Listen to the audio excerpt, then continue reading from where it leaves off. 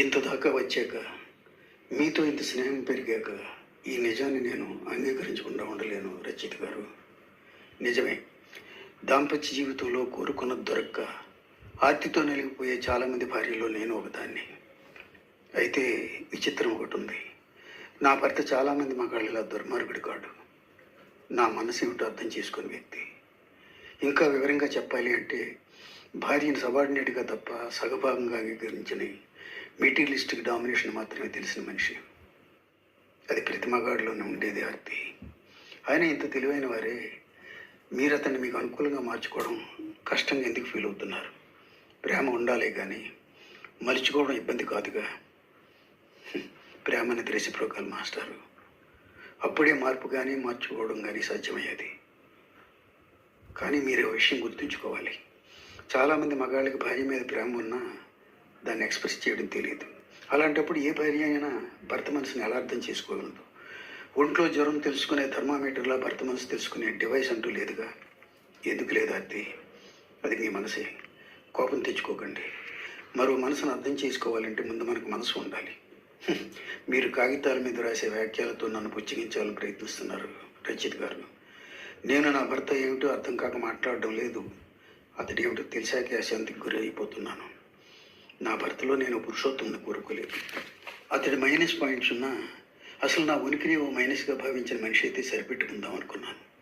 అతడు నాకు గైడ్ కాని అవసరం లేదు. కనీసం ఫ్రెండ్లో ఉన్నా చాలనుకున్నాను. ఇంటలెక్చువల్గా మాట్లాడడం అవసరం లేదు. ఇంటిమేట్గా ఉంటే సంతృప్తి పడాలనుకున్నా. కానీ ఆయన వాటికి అతీతుడు. నిజమే, నాకు కావలసినంత డబ్బు ఇస్తారు, కావాల్సింది అడగకుండానే తీసుకొస్తారు. కానీ ఇది నేను నీ కోసం తెచ్చాననే మాట చెప్పడం నామోషిగా భావిస్తారు. ఉన్న వాళ్ళ ఇంట్లో అడుగు పెట్టడమే ఆడపిల్ల ఆశయం అయితే నాకు అన్నీ ఉన్నట్టే. కానీ నేను మనసున్న మనిషిని ఎడలో చేరానన్న ఆలోచనతో బ్రతకాలనుకునేదాన్ని. అలా బ్రతకడం గురించి కలలు కన్నదాన్ని తేజ. అలా అని చంద్రుడి వెన్నెలు కురిపించినట్టు, సూర్యుడు వెలుగును అందించినట్టు భర్త ప్రేమ కూడా చాలా సహజంగా నాకు అందాలని నేను తప్పించలేదు. ఒక ఆడపిల్లగా అది సాధించడానికి ఎన్ని మార్గాలు ఉన్నాయో అన్నీ అనుసరించాను. కానీ ఫలితం శూన్యం. అలానే రోజులోని 24 గంటల్లో 22 గంటలు నా భర్త నా పక్కనే కూర్చోవాలని, ప్రేమ కబుర్లు చెప్తూ పరిసరాలను మరిచి ప్రవర్తించాలని నేను కోరుకోవడం లేదు. నా ఉనికిని గుర్తిస్తే చాలని, ఆ కొద్దిపాటి కన్సర్న్తో రోజంతా ఆనందంగా గడిపేయాలని అనుకుంటూ ఉంటాను. కానీ ఏది మీకు తెలియదు రచయిత గారు. ఈ ప్రపంచంలో అభిప్రాయాలు కలవని వ్యక్తులు భార్యాభర్తలు కావడం పెద్ద శాపం. నా చుట్టూ ఉండే చెట్లు, పువ్వులు, ఫలాలు, పక్షులు నాకు ఆనందాన్ని ఇస్తాయి. ఆకాశంలో చంద్రుని, నక్షత్రాలను చూస్తూ గంటల తరబడి గడపడం నాకు ఇష్టమైన విషయం. కానీ అతడికి భావుకత్వం అంటే చిరాకు కాదు, అసహ్యం.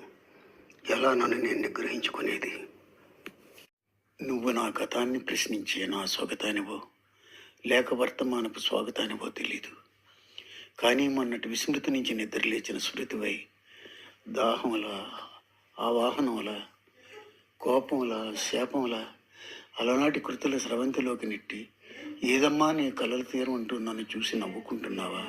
కల్లోల రాగాలతో జీవితం అపశృతులమయంగా మారితే జలపాతపు హోరు లాంటి నా చైతన్యం ఘనీభవించి వాడిన నందివర్ధనమైతే, వెన్నెల వెలుగులో ఎగిరే చక్రవాకం కాళ్ళు విరిగి ఎదలోయలు ఎదలో మునిగినప్పుడు నీకు బాధ అనిపించదా? నిన్నటిదాకా హామీ ఇచ్చిన నీ పరువపు పచ్చదనాలు చచ్చిపోయిన ఆలోచనల అస్థికల్ని నా చేతికి అందించి అర్థాంతరంగా మాయమైతే ఏం కాను నేను? మొన్నటి మన భాస్వర స్వప్నాలు నన్ను దిగంతాల దాకా విసిరేసినప్పుడు నువ్వుండే నీ చలువరాతి సౌధం నీ ఉనికిని ప్రశ్నించదా? కళ వరమైతే సరే, కానీ నన్ను ఇలా కలవరానికి గురి చేయడం న్యాయమా? ఈ ప్రశ్న అడిగే ప్రత్యూష పవనాలకి, గ్రీష్మంగా మారుతున్న వసంతాల సందేహాల నివృత్తికి ఏం చెయ్యను? చెప్పు నువ్వే. నువ్వు ప్రియమైన శత్రువా లేక కల్లోలు పరిచే కోరని కృతువ్వా? గుండెలో ప్రతిధ్వనించే స్వరనాదానివో లేక నాదానివో, నేను వినకూడని నినాదానివో? అసలు ఇది రణమో ప్రశ్నల తోరణమో ఎలా తెలుసుకోను? అంటే దాంపత్య జీవితాలు ఫెయిల్ అవుతున్నది హ్యాపీనెస్ అనే పదానికి అర్థం తెలియకని అంటారు. ఎస్, చాలా వరకు అంతే అని చెప్పడానికి నేను సంకోచించను. ఇంకా వివరంగా చెప్పాలి అంటే ఆనందానికి సంతోషానికి నిర్వచనాలు లేవు అర్థి. నీకు నచ్చిన చీరను నువ్వు కొనుక్కోవడం, లేదు నీ భర్త నీకు తీసుకొచ్చి ఇవ్వడం నీకు సంతోషం కలిగిస్తుంది. కానీ అదే జీవితాంతం ఆనందాన్ని ఇవ్వాలని కోరుకోవడం చాలా పెద్ద పొరపాటు. ఐ మీన్, ఆనందం అనేది బాహ్యం కాదు, మన అంతరంగానికి సంబంధించింది. నీ చుట్టూ ఉన్న ప్రపంచం నుంచి నువ్వు ఏరుకోవాల్సిందే. ఒకవేళ ఆ ప్రపంచంలో మనకు కావాల్సిన దొరకకపోతే ఖచ్చితంగా మనలో ఏదో లోపం ఉందని ఒప్పుకోవాలి. మీ లాజిక్ నేను అంగీకరించలేను మహర్షి. పలుపు తాడు కట్టించుకున్న పశువుల మిట్టినింటికి వచ్చినా కానీ ప్రతి ఆడపిల్లకి కొన్ని అభిరుచులు ఉంటాయి. అతడు రాగం అయితే తన తాళం కావాలని, అతడి పాట అయితే తన పల్లవి కావాలని, అతడి భాష అయితే తన భావం కావాలని చాలా ఆశలు ఉండొచ్చు. అంత గొప్ప అనుభూతి దక్కకపోయినా కనీసం తన మనిషినన్న విషయాన్ని అతడు గ్రహిస్తే చాలని అనుకోవడం దురాశ కాదుగా. పండు వెన్నుల్లో డాబా మీద కూర్చొని ఒక వెలుగు రేఖ నా చెంపను తాకినప్పుడు అది చూస్తూ కాళిదాసులా కవిత్వం చెప్పాలని నేను కోరుకోలేదు. గార్డెన్లో నడుస్తూ దేవదేవం భజే అన్న అన్నమాచార్య కీర్తన నేను హిందోళంలో పాడితే అమాంతం హక్కుని చేర్చుకుని అభినందించాలని నేను కలలు కనలేదు. కనీసం నాకు ఇష్టమైన కనకాంబరం రంగు చీర కట్టుకుని జడలో కనకాంబరాలు తురుముకుని నా భర్తకు అందంగా కనిపించాలనుకున్న రోజు నువ్వు బాగున్నావని ఒక్క మాట అతడంటే చాలని కోరుకున్నా. ఎప్పుడో ఏ అపరాత్రి వేళనో నా కనుపాపల నుంచి జారిపడ్డ కన్నీళ్ళకు కారణం అడగకపోయినా లాలనగా అశ్రువులు తుడిచినా చాలు అతను నలిగిపోవాలని ఆశించాను. కనీసం ఒక స్నేహితుడు అయితే చాలు అనుకున్నాను. నా కోరికలు అంత అసాధారణమైనవి కావు మహర్షి. నేను గోదావరి గలగలల గురించి మాట్లాడితే తను కృష్ణమ్మ అందాలని పొగడాలని, నేను అజంతా శిల్ప నైపుణ్యం గురించి చెప్తుంటే తను ఎల్లోరా చిత్ర సౌందర్యం గురించి మాట్లాడాలని, నేను అనంతగిరి గురించి మాట్లాడితే తను అలకనంద గురించి చెప్పాలి. నేను కోనసీమ అందాలను వర్ణిస్తే తను కాశ్మీర్ గురించి మాట్లాడాలి.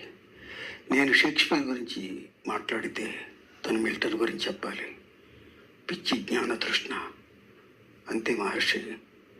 నా భర్త నుంచి కోరుకుంది అదే, అనుభూతుల కోసం ఆరాటం. ఒక మామూలు ఆలోచన తరంగం అందంగా సరిహద్దులను దాటి అనంతమైన కడలు కెరటంగా మారాలనే ఆకాంక్ష, ఎన్ అంబిషన్. స్పిరిట్ ఆఫ్ హార్మోనీతో మనసులు స్పిరిచువల్ ఎనర్జీగా కలవాలనే ఆశ. మీరు నమ్మరు మహర్షి, మీ పరిచయం తర్వాత ఈ ప్రపంచం మీద, దీన్ని సృష్టించిన దేవుడి మీద నాకు నమ్మకం ఏర్పడింది. అమావాస్య చీకటే కాదు, పౌర్ణమి వెన్నెలు ఎందుకుందో, నయాగరా జలపాతాలకి, మానస సరోవరాలకి అర్థం ఏమిటో, నిషీది కిటికీ ఆవలి, నైట్ క్వీన్ సువాసనలకి భావం ఏమిటో అనుభవంలోకి వచ్చింది. అనుభవం క్షణం కావచ్చు, కానీ అనుభూతి శాశ్వతమేగా. అందుకే ప్రతి అద్భుతమైన కావ్యం విషాదంలో నుంచి పుట్టిందే నిజమైతే, ఈ నిస్సహాయత, నిర్లిప్తత చిరిగిపోవడానికి కారణం గల వ్యక్తి మీరే అయితే, ప్రీతి ప్లీజ్ స్టాప్ ఇట్. బిడియంగా తలవంచింది ప్రీతి. ఆవేశంగా అక్కడి నుంచి వెళ్ళిపోయాడు మహర్షి. ఈ ప్రపంచంలో ప్రతి మనిషి తన చర్యలు సమర్థించుకోవడానికి కొన్ని కారణాలను వెతుక్కుంటాడు శంకర్. ముఖ్యంగా పెళ్ళయ్యాక తప్పు చేసిన ప్రతి మగాడు అందులోనూ ఒకటివి. అంటే నేను నిగ్రహం లేని వాడిని కాబట్టే ఇలాంటి తప్పుటడుగు వేశానని చెప్పడం నీ ఉద్దేశం? నవ్వాడు శ్రీహర్ష. ఎందుకు నవ్వుతున్నావు? ఏదో కథ గుర్తుకొచ్చింది శంకర్, చెప్పాడు శ్రీహర్ష. పూర్వం ఎప్పుడో ఓ రాజుగారు బ్రాహ్మణోత్తముల్ని పిలిచి ఓ చిన్న పరీక్ష పెట్టాడట. ఎవరైనా కానీ తను ఇచ్చిన మేకపిల్లకి కడుపు నిండా తినిపించగలగాలి. తినిపించాక తన దగ్గరికి తీసుకురావాలి. ఒకవేళ తన పరీక్షలో మేకపిల్ల కడుపు నిండిందని తను గ్రహిస్తే 1,00,000 వరాలు బహుమతి. మరో విషయం, ఆ మేకపిల్లకు తినిపించే గడ్డికి ఆ రాజుగారి పెట్టుబడి పెడతానన్నాడు. అంతే, అక్కడ అందరికీ ఉత్సాహం కలిగింది. మేమంటూ అంతా పరీక్ష సిద్ధపడ్డారు. ఆ తర్వాత ఏమైంది అడిగాడు శంకర్. ముందు బీద బ్రాహ్మణుడు మేకపిల్లని రాజుగారి ఇచ్చిన గడ్డిని తీసుకుపోయి సాయంకాలం దాకా అవసరానికి మించినంతగా తినిపించాడు. ఆ తర్వాత రాజుగారి కొలువుకి తీసుకొచ్చి నీకు పరీక్షించుకోవచ్చు అన్నాడు. రాజుగారు నిజమా అన్నారు. వెంటనే ఓ గడ్డి పరుకుని మేకపిల్ల నోటి దగ్గర ఉంచాడు. ఉత్సాహంగా తినేసింది. ఆకలి తీరిపోతే ఈ గడ్డి పెరగని ఎలా తిందంటూ రాజుగారు ఎద్దేవా చేశారు. అంతే, 1,00,000 వరాల బహుమతి పోయినందుకు ఆ బ్రాహ్మణుడు చాలా కుమిలిపోయాడు. ఇలా మొత్తం బ్రాహ్మణులంతా ప్రయత్నించి ఓడిపోయారు. సహజమేగా, ఎందుకంటే ఎంత తిన్నా మేక ఇంకా తినాలని అనుకుంటుంది. అది దాని నైజం అన్నాడు శంకర్. కానీ ఓ నిరుద్యోగ యువకుడు తన పంద్యానికి సిద్ధపడతానంటూ ముందుకు వచ్చాడు. ఆ మేకపిల్లని తీసుకెళ్ళాడు. అందరిలాగే తను గడ్డి పెట్టి ఫెయిల్ అయ్యాడా అన్నాడు శంకర్. లేదు, మేక ముందు గడ్డి ఉంచి అది తినడానికి ముందుకు రాగానే చావగొట్టడం ప్రారంభించాడు. అలా సాయంకాలం దాకా చేసి రాజుగారి కొలువుకు వచ్చాడు. రాజుగారిని పరీక్షించుకోమన్నాడు. లొత్తపడిన మేకపిల్ల పొట్టను చూస్తూ రాజుగారు గడ్డి పరికి అందించిపోయారు ఎప్పట్లాగే. కానీ మేక ముందుకు రాలేదు. ఎందుకంటే అక్కడ నిలబడ్డ నిరుద్యోగి మళ్ళీ చావబోతాడేమని భయం. అంతే, 1,00,000 వరహాల బహుమతి ఆ నిరుద్యోగి సొంతమైంది. ఇదంతా నువ్వెందుకు చెప్పినట్టు? నిగ్రహం అన్నది మేకపిల్ల లాంటిదని చెప్పడానికి. అంతే శంకర్, ఆ నిగ్రహమే ఉంటే ఏ స్థితిలోనూ ఏ వ్యక్తి తప్పు చేయడు, చేసిన తప్పును సమర్థించుకోడు. నిన్ను బాధ పెట్టుంటే క్షమించు శంకర్. జీవితం గురించి నీకున్నంత అవగాహన నాకు లేకపోవచ్చు, కానీ గాయానికి సర్జరీ అవకాశం ఉన్నప్పుడు అవయవాన్ని నరికేయడం నాకు సమంజసం అనిపించదు. బస్. అసలు సుఖం అంటే ఏమిటి? మనం పెట్టుకున్న కళ్ళజోడు రంగుని బట్టే ప్రపంచం ఆ రంగులో కనిపిస్తుంది తప్ప నిజానికి ప్రపంచానికి రంగు లేదు. అంటే మన మానసిక స్థితిని బట్టి మనకు సుఖం కూడా అర్థమవుతుంది. ఆకలి మీద ఉన్నవాడికి గారెలు సుఖం లాంటి ఆహ్లాదాన్ని ఇస్తాయి. అంటే సుఖానికి మూలం గారెలే అని మనం భావించలేం. కాబట్టి కడుపు నిండితే గారెలు కూడా చేదైపోతాయి. ఒకే వ్యక్తి ఒకరికి మిత్రుడైతే మరికొందరికి శత్రువు. బాల్యంలో ఆనందాన్ని ఇచ్చే వస్తువులు యవ్వనంలో నిస్సారంగా కనిపిస్తాయి. యవ్వనాన్ని తేజవంతం చేసే వస్తువులు వృద్ధాప్యంలో హాస్యాస్పదంగా గోచరిస్తాయి. దీనికి కారణం మనసు. తాడును పాముగా చూపించే మనసు ఆ పాముని గురించి భయపడే పరిస్థితిని కల్పిస్తుంది. మనసులోని కోరికలు ఈ అస్తవ్యస్తకు మూలమైతే ఆ మనస్సును దాని ప్రవృత్తిని గ్రహించడమే జ్ఞానం. సంతృప్తి మనసుకి అంతా సచ్చిదానందమే. అసలు ఏ కోరికలు లేని స్థితే సత్యదర్శనం, దైవ సాక్షాత్కారానికి మూలం. ప్రేమలో ఏకాగ్రతగా వింటుంది. దృశ్య మార్గాన్ని వెలిగిస్తున్న దివ్య చైతన్యంతో అతడి మాటలు కొనసాగించాడు. ఒకనాడు శ్రీకృష్ణుని సమీపంలో కూర్చున్న సత్యభామ నిద్రపోతున్న విభుడి మొలని అలంకరించిన వేణుని చూసి అంది. అనడమే కాదు, అసూయతో అడిగింది, ఏమని? ముల్లోకాలకి పూజుడైన నా భర్తని ఇంతగా ఎలా ఆకట్టుకోగలిగావు అని. ప్రతిక్షణం అతడి పెదవులపై నర్తించే అదృష్టాన్ని ఎలా పొందగలిగావు? నిర్మలంగా నవ్వింది. కేవలం వెదురుబొంగిన మాత్రమే అయినా ఒక్కసారి నాలోకి చూడు అంది. సత్యభామ మురళిలోకి చూసింది. ఏమీ లేదు, లోపలంతా ఖాళీ. ఆమె విస్మయం చెందుతుండగానే అందు మురళి, ఏ ఆలోచన లేని మనసుతో ఉన్న భక్తులకి దేవుడు అందుబాటులో ఉంటాడంటూ సత్యదర్శనం గావించింది. అంటే సుఖ దుఃఖాలకు అతీతమైన అస్తిత్వం, అదే అద్వైతం. ఇకపోతే సీత కథను తీసుకుందాం. భర్త సన్నిధి తనకు సుఖాన్ని ఇచ్చే ఆలోచన గల సీత రాముడితో పాటు అరణ్యాలకు వెళ్ళిపోయింది. ప్రతిక్షణం భగవన్నామస్మరణి తను చేయంగా తన భర్త సన్నిధిలో ప్రశాంతంగానే గడిపింది. ఎంతకాలం? ఆమెలో ప్రలోభం అడుగడినంతకాలం. ఎంత మహాసాధ్యం అయినా మనోవైకల్యంలో బంగారు ఎదుగుని కోరుకోవడం తప్పేగా. అంటే ప్రతిక్షణం భర్తను మాత్రమే తలిచే సీతమ్మ ప్రాపంచికమైన వ్యామోహాన్ని ప్రకటించి బంగారు ఎదుగు కోసం బలవంతంగా రాముడిని పంపింది. దూరం నుంచి సీత సీత అన్న కేకలు వినిపించింది. వెళ్ళింది తన భర్తని. ఆ భర్త అవతార పురుషుడైన రాముడిని తెలిసి కూడా చిత్త చాంచల్యంతో అతడు ఆపదలో ఉన్నాడని భావించింది. ఆమెకు నచ్చ చెప్పిపోయిన లక్ష్మణుడిని అవమానించి భర్త కోసం అతన్ని సాగనంపి సీత వివేకాన్ని కోల్పోయింది. బంగారు ఏడు కోసం తప్పించడం, భర్తను బలవంతంగా పంపడం, కాపలాగా ఉన్న లక్ష్మణుడిని సాగనంపడం, తనకు అంతకాలం రక్షణ ఇచ్చి వివేకాన్ని కోల్పోవడమేగా. అదే శిఖంఠుడికి అవకాశం ఇచ్చింది. అసలు సుఖం అంటే ఏమిటి? మనం పెట్టుకున్న కళ్ళజోడు రంగుని బట్టే ప్రపంచం ఆ రంగులో కనిపిస్తుంది తప్ప నిజానికి ప్రపంచానికి రంగు లేదు. అంటే మన మానసిక స్థితిని బట్టి మనకు సుఖం కూడా అర్థమవుతుంది. ఆకలి మీద ఉన్నవాడికి గారెలు సుఖం లాంటి ఆహ్లాదాన్ని ఇస్తాయి. అంటే సుఖానికి మూలం గారెలే అని మనం భావించలేం. కాబట్టి కడుపు నిండితే గారెలు కూడా చేదైపోతాయి. ఒకే వ్యక్తి ఒకరికి మిత్రుడైతే మరికొందరికి శత్రువు. బాల్యంలో ఆనందాన్ని ఇచ్చే వస్తువులు యవ్వనంలో నిస్సారంగా కనిపిస్తాయి. యవ్వనాన్ని తేజవంతం చేసే వస్తువులు వృద్ధాప్యంలో హాస్యాస్పదంగా గోచరిస్తాయి. దీనికి కారణం మనసు. తాడును పాముగా చూపించే మనసు ఆ పాముని గురించి భయపడే పరిస్థితిని కల్పిస్తుంది. మనసులోని కోరికలు ఈ అస్తవ్యస్తకు మూలమైతే ఆ మనస్సును దాని ప్రవృత్తిని గ్రహించడమే జ్ఞానం. సంతృప్తి మనసుడికి అంతా సచ్చిదానందమే. అసలు ఏ కోరికలు లేని స్థితే సత్యదర్శనం. దైవ సాక్షాత్కారానికి మూలం. ప్రేమల ఏకాగ్రతగా వింటుంది. దృశ్య మార్గాన్ని వెలిగిస్తున్న దివ్య చైతన్యంతో అతడి మాటలు కొనసాగించాడు. ఒకనాడు శ్రీకృష్ణుని సమీపంలో కూర్చున్న సత్యభామ నిద్రపోతున్న విభుడి మొలని అలంకరించిన వేణుని చూసి అంది. అనడమే కాదు, అసూయతో అడిగింది, ఏమని? ముల్లోకాలకి పూజుడైన నా భర్తని ఇంతగా ఎలా ఆకట్టుకోగలిగావు అని. ప్రతిక్షణం అతడి పెదవులపై నర్తించే అదృష్టాన్ని ఎలా పొందగలిగావు? నిర్మలంగా నవ్వింది. కేవలం వెదురుబొంగిన మాత్రమే అయినా ఒక్కసారి నాలోకి చూడు అంది. సత్యభామ మురళిలోకి చూసింది. ఏమీ లేదు, లోపలంతా ఖాళీ. ఆమె విస్మయం చెందుతుండగానే అందు మురళి. ఏ ఆలోచన లేని మనసుతో ఉన్న భక్తులకి దేవుడు అందుబాటులో ఉంటాడంటూ సత్యదర్శనం గావించింది.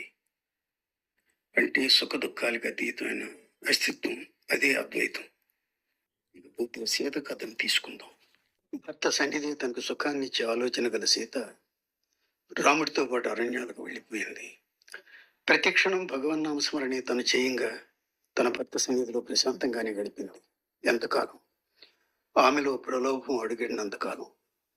ఎంత మహాసాధ్యం అయినా మనోవైకల్యంలో బంగారు యోధుని కోరుకోవడం తప్పేగా. అంటే ప్రతిక్షణం భర్తను మాత్రమే తలిచే సీతమ్మ ప్రాపంచికమైన వ్యామోహాన్ని ప్రకటించి బంగారు యోధు కోసం బలవంతంగా రాముడిని పంపింది. దూరం నుంచి సీత సీత అన్న కేకలు వినిపించింది. వెళ్ళింది తన భర్తని. ఆ భర్త అవతార పురుషుడైన రాముడిని తెలిసి కూడా చిత్త చాంచల్యంతో అతడు ఆపదలో ఉన్నాడని భావించింది. ఆమెకు నచ్చ చెప్పిపోయిన లక్ష్మణుడిని అవమానించి భర్త కోసం అతన్ని సాగనంపి సీత వివేకాన్ని కోల్పోయింది. బంగారు లేడి కోసం తప్పించడం, భర్తను బలవంతంగా పంపడం, కాపలాగా ఉన్న లక్ష్మణుడిని సాగనంపడం, తనకు అంతకాలం రక్షణ ఇచ్చి వివేకాన్ని కోల్పోవడమేగా. అదే శశికంఠుడికి అవకాశం ఇచ్చింది. అలనాడు అయోధ్యను విడిచిన సీతారాములు అరణ్యానికి రావడం ఇంచుమించు కారణాలు ఏవైనా కానీ ఇప్పటి భార్యాభర్తలు తల్లిదండ్రులు విడిచి వేరు కాపురానికి లాంటిది. అలా వేరు కాపురానికి వచ్చిన భార్యాభర్తలు ఒకరి కోసం మరొకరు బ్రతకాలే తప్ప వ్యామోహాలు వెంటబడితే ఒకరికి మరొకరు తోడు. అదే రామాయణంలో అరణ్యకాండ మనకు అందించిన సందేశం. నా పేరు క్షణం. అవును, నేను క్షణాన్ని. నన్ను నేనే మూసుకుంటూ ముందుకు నడిచే విశ్వమాత వీక్షణాన్ని.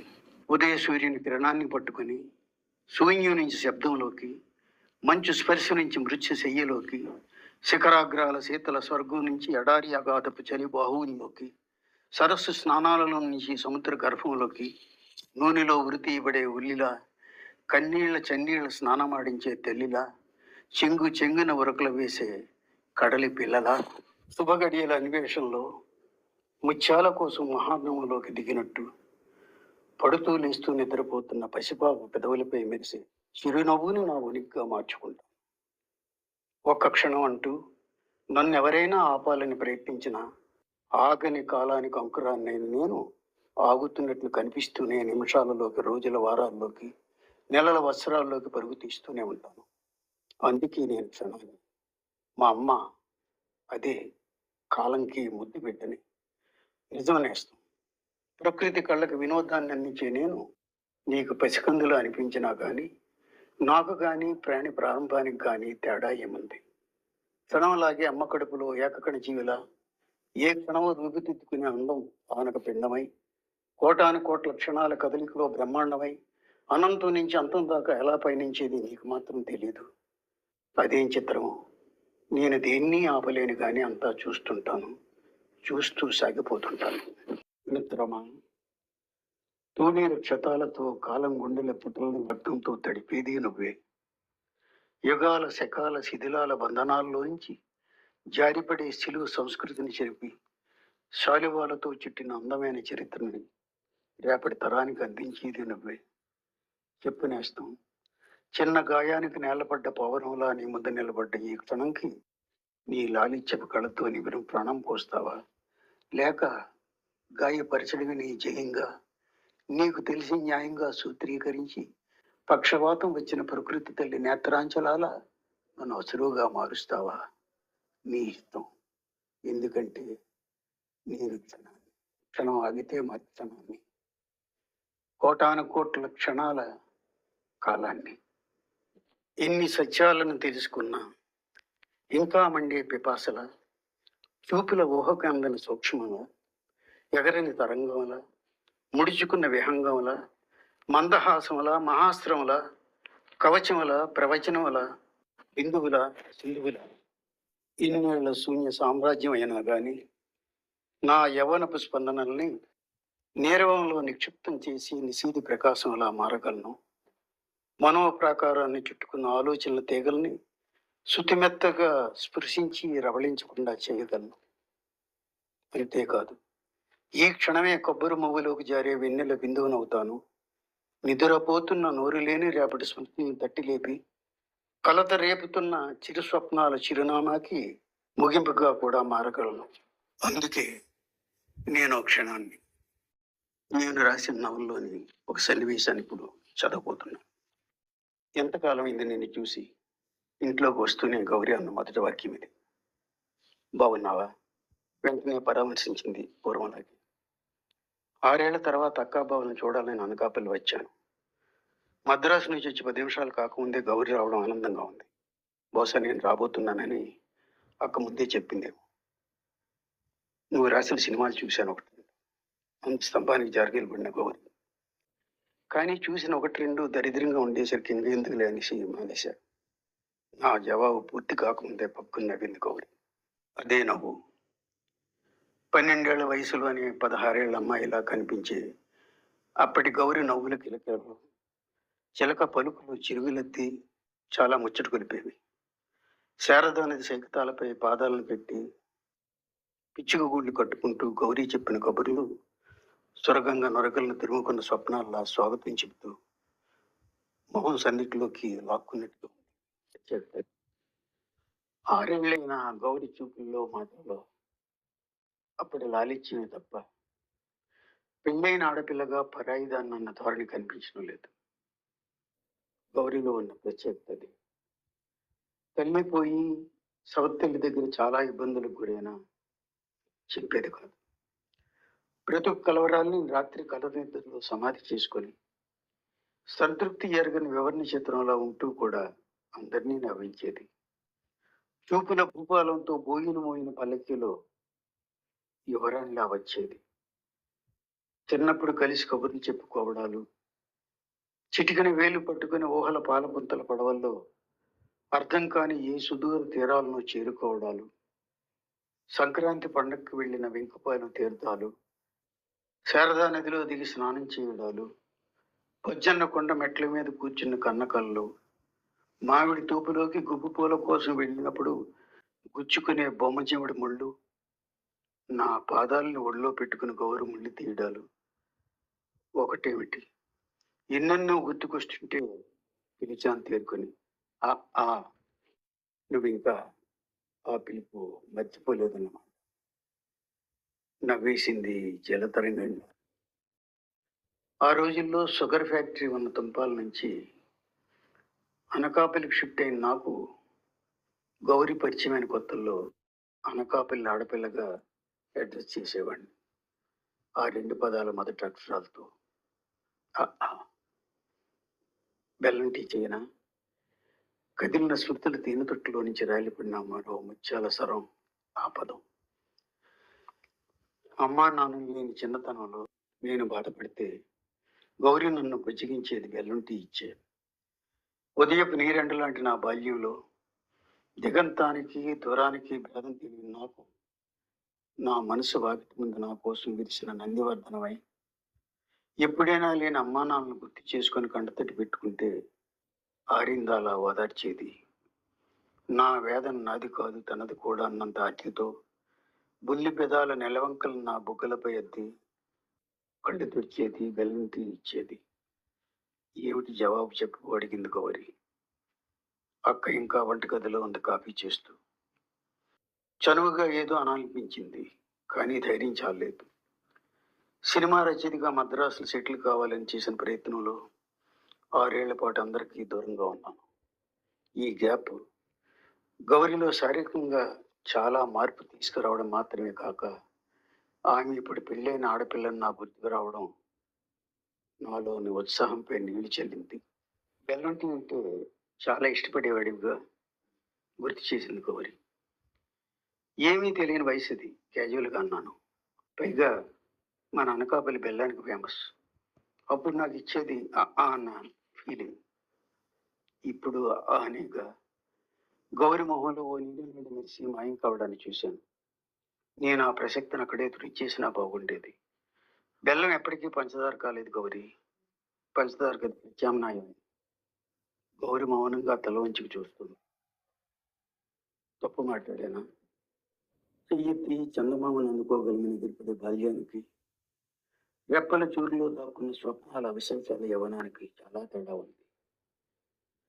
గుండె లోతుల్లో దాచుకున్న జ్ఞాపకాల అక్షరాలను గౌరి వివాహితాన్ని వాస్తవాన్ని అంచెలంచెలుగా మర్చిపోయి, నైతిక విలువలు పెంచిన దాటి కోరికలు కొంచెం ఆమె ఒంటిపై క్యాన్వాస్ వెళ్తాను. అర్ధోక్తిగా గౌరి గొంతు వినిపించగానే ఆలోచన నుంచి తేరుకున్నాను. గౌరి నా కళ్ళల్లోకి సూటిగా చూడలేదు. నా ప్రవర్తనలో ఏం కనిపించిందో ఉన్నట్టుండి బయలుదేరి ఓసారి ఇంటికి రాంది. క్షణం పాటు అది నా ఆలోచనలకు అపమానంగా అనిపిస్తే అది నా తప్పు కాదు. ఆ రాత్రి గౌరి ఆలోచనలతోనే గడిచిపోయింది.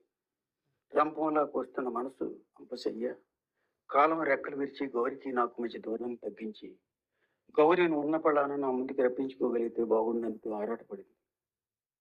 మరుసటి రోజు వైజాగ్ పిన్నిగారింటికి వెళ్ళాను ఉదయమే. అయితే అంతకన్నా ముందు పక్క వీధిలో ఉన్న గౌరి ఇంటికి బయలుదేరబోతుంటే గౌరి ఇంటిగా ఉండాలి. నా మనసు చదివినట్టుగా ఉలికిపడ్డాను. అవును, ఓసారి రమ్మండగా వద్దు, అప్రతిభుడినయ్యాను. ఎందుకు? వివరాలు అడగకు, నా మాట విని గౌరి ఇంటికి వెళ్ళకు, ఓ ఆదేశంలో అందరికీ. అలా నన్ను నియంత్రించడంలో అక్క ఉద్దేశం నాకు అర్థం కాలేదు. చాలా అడగాలనిపించింది, కానీ అక్క సంగతి తెలుసు. తన బలమైన కారణం ఉంటే తప్ప వారించదు. ఒకసారి వద్దు అందంటే తనకు తోచినప్పుడు తప్ప కారణం చెప్పదు. ఆ రోజు వైజాగ్ వెళ్ళి 2 రోజులు నాకు తిరిగి అనకాపల్లి వచ్చేసాను. మరుసటి రోజు నేను మద్రాసు వెళ్ళిపోవాలి. మరో రోజు పొడిగించుకునే అవకాశం లేదు. మనసుని గ్రహించుకోలేకపోయాను. అంతే, సరాసరి గౌరి ఇంటికి వెళ్ళాను. మధ్యతరగతి కన్నా పై స్థాయి ఇల్లు, అందంగా అలంకరించబడి ఉంది.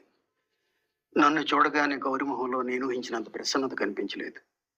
బహుశా ఆ రోజు నేను హత్య చేశానేమో అనిపించింది. ఏమిటలా ఉన్నావు అడిగాను చాలా సమీపంగా నడిచి. గౌరి కళ్ళలో సన్నని ఆందోళన. ఇంట్లో ఎవరూ లేరని బాధపడింది నాకు. సాయంకాలం 5-6 గంటల మధ్య అసలు సంధ్యా సమయం. గౌరి మౌనంలో బడలిగ్గా నడుస్తున్న కాలం.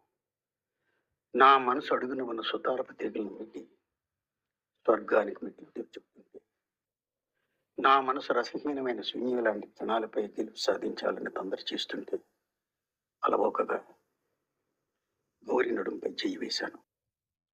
తన ఉలికిపాటుగా చూసింది.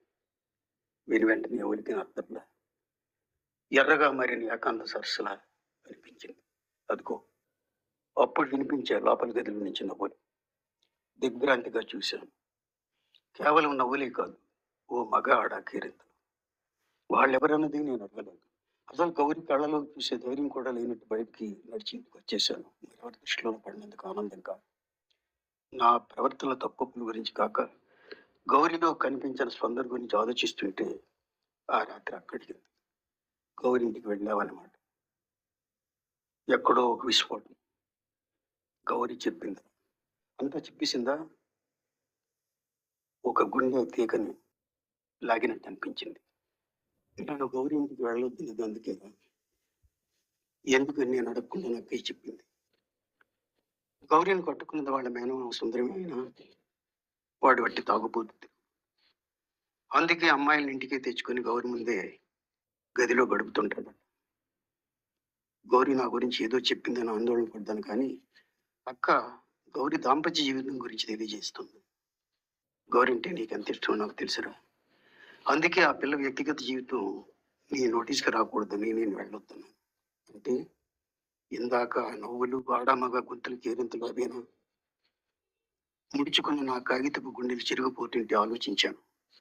అలా బ్రతుకుతున్న గౌరిని నేను కోరుకుంటే తప్పేమిటని. కోరుకోవడం అంటే కట్టుకోవడమా లేక అనుభవించడమా? ఆ రాత్రి అంతా ఆలోచించినా నాకు ఖచ్చితంగా బోధపడలేదు. కానీ గౌరి అందం మాత్రం అదే పనిగా నన్ను గెలవరు పెడుతూనే ఉంది. సాయంకాలం 4:30 కావస్తుంది. అనకాపల్లి రైల్వే స్టేషన్ నుంచి ట్రైన్ కదిలింది. ప్లాట్ఫామ్ మీద గౌరితో పాటు అక్కయ్య ఉన్న నా దృష్టి గౌరి మీదే ఉంది.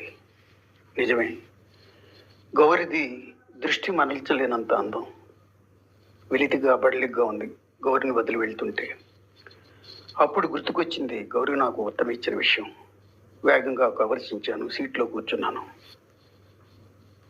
శంకు, చాలా కాలం తర్వాత నేను చూశాను అన్న ఆనందాన్ని 24 గంటల్లోనే చెరిపేశావు. నా చేతులు వణికాయి మొదటి వాక్యం చదవగానే. ఎంతకాలం నీ కోసం ఎదురు చూశానో నీకు తెలీదు. శారద అనేది ఒడ్డిన మనం ఆడుకున్న ఇసుక తిన్నెల మీద నిలబడి సంజయ్ పొద్దుల స్మృతులను మోసుకుంటూ ఎన్ని కోట్ల లిప్తల కాలంలో నీ ఆలోచనలు కొలిచానో నీకు అర్థం కాదు. ఏ రోజైనా వచ్చి గౌరీ నువ్వు నాకు కావాలి అంటావు అనుకున్నాను.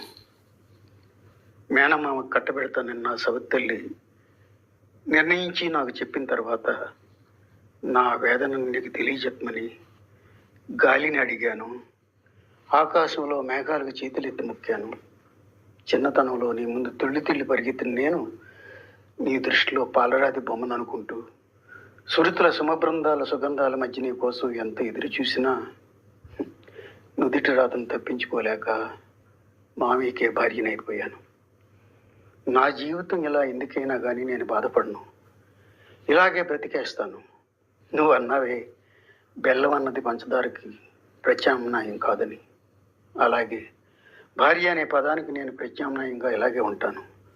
కానీ నాకు అర్థం కానిది ఒక్కటే, నా గురించి ఇంత తెలిసిన నువ్వు, నాలాంటి పాత్రలను ఎన్నింటినో సృష్టించగలిగే నువ్వు, నాటి గలగలల గాంధర్వాలను మర్చిపోవనుకున్న నువ్వు, స్వరలయలు రంగరించుకున్న నెమల్లా నీ ముందు నిలబడితే నింగిని ఆనుకుని ఉన్న నువ్వు ఇప్పుడు నేల మీద కిందికి ఇలా దిగిపోయావు. అందరు మగాళ్ళలా నువ్వు ఒకడివై నా శరీరాన్ని మాత్రమే ఎందుకు కోరుకున్నావు? 7 స్వరాలని బదిలిపరుచుకున్న అందమైన బాల్యాన్ని, జీవితపు కొసకొమ్మల దాకా దాచుకోవాల్సిన తేట వెలుగుల పాట వెలదుల్ని మర్చిపోయి దగ్గరైన స్నేహితుడిలా కాక దగ్గరకు తీసుకునే మగవాడిగానే ఎందుకు కుంచుకుపోయావు? నీకు ఇష్టమైన బెల్లం టీ ఇస్తానంటే ఇప్పుడు బెల్లానికి పంచదార ప్రత్యామ్నాయం కాబట్టి తాగలేనన్నావు. అలాగే ఈ అనకాపల్లి అమ్మాయిని నీ భార్యకు ప్రత్యామ్నాయంగా భావించావా? లేదు శంకు, ప్రపంచంలో ప్రత్యామ్నాయాలు లేనివి రెండే. ఒకటి అమ్మ, రెండోది ప్రేమ. నువ్వు అంత మంచి స్నేహితుడిగానే మిగిలిపోవాలని కోరుకుంటూ